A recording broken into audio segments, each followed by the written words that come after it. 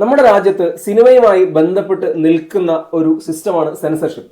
Cinema പോലൊരു കലാസൃഷ്ടിക്ക് മാത്രമാണ് censorship ഉള്ളത്. സെൻസർഷിപ്പിനെ മുൻപ് പല സിനിമക്കാരും പല തരത്തിൽ വിമർശിച്ചിട്ടുണ്ട്. മലയാളത്തിൽ നിന്ന് തന്നെ എഴുത്തുകാരനായ മുരളി ഗോപി വളരെ അധികം ഷാർപ്പായിട്ട് തന്നെ സെൻസർഷിപ്പിനെ വിമർശിച്ചിട്ടുണ്ട്. സെൻസർഷിപ്പ് ആവശ്യമില്ലെന്നും സർട്ടിഫിക്കേഷനാണ് ആവശ്യമുള്ളതെന്നൊക്കെ അദ്ദേഹം പല തവണ പബ്ലിക്കായി പറഞ്ഞിരുന്നു. പക്ഷേ ഇന്ത്യ മഹാരാജ്യത്ത് എന്തായാലും സെൻസർഷിപ്പ് ഒഴിവാകുമെന്ന് തോന്നുന്നില്ല. ഇപ്പോൾ സെൻസർഷിപ്പിനെതിരെ സംസാരിച്ചിരിക്കുകയാണ് രഞ്ജി പണിക്കർ. രഞ്ജി പണിക്കർ പറഞ്ഞിരിക്കുന്നത് ഈ സെൻസർഷിപ്പ് എന്ന് പറയുന്നത് തന്നെ വളരെ തട്ടിപ്പായ ഒരു സിസ്റ്റമാണെന്നാണ്. സെൻസർഷിപ്പ് ഇപ്പോഴുള്ള സർക്കാരിന്റെ കാലത്തല്ല, എല്ലാ കാലങ്ങളിലും അത് ഉണ്ടായിരുന്നെന്നും സെൻസർഷിപ്പ് എന്ന സിസ്റ്റമോ അല്ലെങ്കിൽ സെൻസർ ബോർഡ് എന്ന് പറയുന്നതോ ഒക്കെ നിലവിൽ അധികാരം കൈയാളുന്ന രാഷ്ട്രീയ പാർട്ടി ആരാണോ അവരോട് അനുകമ്പയുള്ള അല്ലെങ്കിൽ അവരോട് യോജിച്ച് പോകുന്ന ഒരു കൂട്ടം ആളുകൾ, അവർക്ക് ഇഷ്ടമില്ലാത്ത കാര്യങ്ങളെ സെൻസർ ചെയ്യാൻ വേണ്ടി ഇരിക്കുന്ന ഒരു കൂട്ടമാണ് എന്നുള്ളതാണ് രഞ്ജി പണിക്കർ പറഞ്ഞിരിക്കുന്നത്.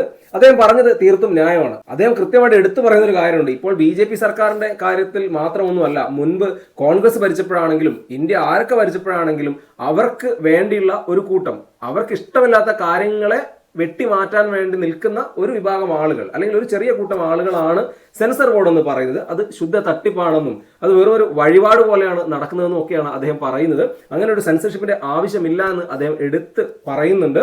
സഹിഷ്ണുതയെന്നോ അല്ലെങ്കിൽ അസഹിഷ്ണുതയെന്നോ ഒന്നും നമ്മൾ കണ്ടന്റിനെ കുറിച്ച് പറയേണ്ടതില്ലെന്നും അതിനപ്പുറത്തേക്ക് സെൻസർഷിപ്പ് എന്ന് പറയുന്നതാണ് ഒഴിവാക്കേണ്ടതെന്ന് അദ്ദേഹം പറയുന്നുണ്ട്. സെൻസർ ബോർഡെന്നോ അല്ലെങ്കിൽ സെൻസർഷിപ്പ് എന്നുള്ള ഒരു സിസ്റ്റം ഉണ്ടാവരുതെന്നും അത് ശുദ്ധ തട്ടിപ്പാണെന്നും പറയുന്ന അദ്ദേഹം ചൂണ്ടിക്കാണിക്കുന്ന മറ്റൊരു കാര്യം കൂടി ഉണ്ട്. നിങ്ങളൊരു വീഡിയോ ഷൂട്ട് ചെയ്ത് നിങ്ങൾക്ക് അത് യൂട്യൂബിൽ അപ്ലോഡ് ചെയ്യാം. അവിടെ നിങ്ങൾക്ക് യാതൊരു വിധത്തിലുള്ള സെൻസർഷിപ്പും ഇല്ല. സിനിമകൾക്ക് മാത്രമാണ് ഇത്തരത്തിലുള്ള ഒരു സെൻസർഷിപ്പ് ഉള്ളത്. അതുകൊണ്ട് തന്നെ ഇതൊരു വഴിപാട് പോലെയാണ് എന്നാണ് രഞ്ജി പണിക്കർ പറഞ്ഞു വെക്കുന്നത്.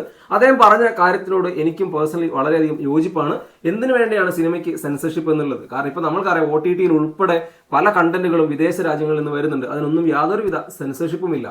സിനിമയ്ക്ക് സെൻസർഷിപ്പ് ആവശ്യമില്ല, സർട്ടിഫിക്കേഷൻ തന്നെയാണ് കൃത്യമായിട്ടും ആവശ്യമുള്ളത്. സെൻസർഷിപ്പ് ആവിഷ്കാര സ്വാതന്ത്ര്യത്തിന് മേലുള്ള ഒരു കടന്നുകയറ്റം എന്നതിനപ്പുറത്തേക്ക് പ്യുവറായിട്ടും ഒരു ഫാസിസ്റ്റ് നിലപാടാണ്, അല്ലെങ്കിൽ ഒരു ഫാസിസ്റ്റ് രീതിയുടെ ഭാഗമാണെന്ന് വേണമെങ്കിൽ പറയാം. ഭരിക്കുന്നത് ആരാണോ അവരെ വിമർശിച്ചുകൊണ്ട് ഒരു കാര്യം ഉണ്ടാവാൻ പാടില്ല എന്നുള്ളത്, അവർക്ക് ഇഷ്ടമില്ലാത്ത ഒരു കാര്യം സിനിമ എന്ന സൃഷ്ടിയിൽ പ്രതിപാദിക്കാൻ പാടില്ല എന്നും പറയുന്ന ഒരു ഫാസിസ്റ്റ് നിലപാട്. അവരെ വിമർശിക്കാൻ പാടില്ല, അവർക്ക് ഇഷ്ടമില്ലാത്തത് പറയാൻ പാടില്ല എന്നൊക്കെയുള്ള രീതികളാണ് ഈ സെൻസർ ബോർഡ്, സെൻസർഷിപ്പ് എല്ലാ കാലത്തും നടപ്പിലാക്കുന്നത്. ഇപ്പോൾ BJPയുടെ കാലത്ത് നിന്നുള്ളതല്ല, മുൻപ് ഇന്ത്യ ആരൊക്കെ ഭരിച്ചിട്ടുണ്ടോ അപ്പോഴൊക്കെ സെൻസർഷിപ്പും സെൻസർ ബോർഡും ഇങ്ങനെ തന്നെയാണ് പ്രവർത്തിച്ചിരുന്നത്. എന്തായാലും ഈ ഒരു സിസ്റ്റം എത്രയും വേഗം ഒഴിവാക്കുക എന്നത് തന്നെയാണ് ശരിയായ രീതി.